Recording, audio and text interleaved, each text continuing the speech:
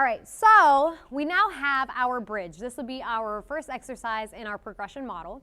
When we're doing the bridge, we want them to position their feet about hip width apart. So we don't want them to be too wide.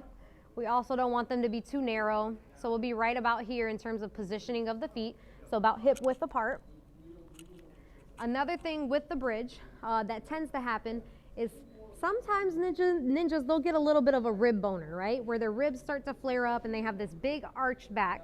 But we want to help them engage their core by eliminating this rib boner. So we'll tell them to get rid of that rib boner and drive those ribs down while pressing their low back into the ground. This will keep us from moving through our low back when we're going for that bridge.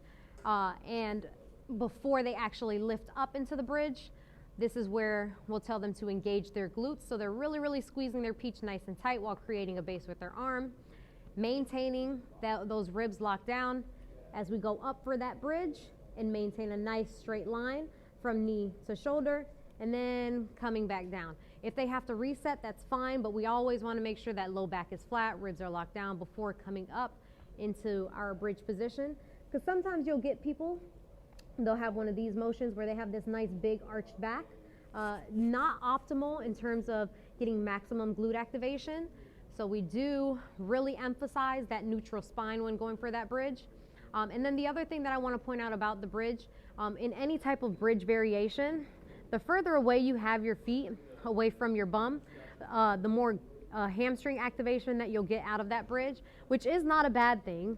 But if you ever have a ninja that wants to activate their glutes a little bit more, we would cue them to bring their feet in a little bit closer, so that way they can get a little bit more glute activation. Hamstrings and glutes are the primary movers in this exercise, but again, the further away the feet are, the more hamstring activation you'll get. The closer the feet are to your butt, the more glute activation you'll get on that one.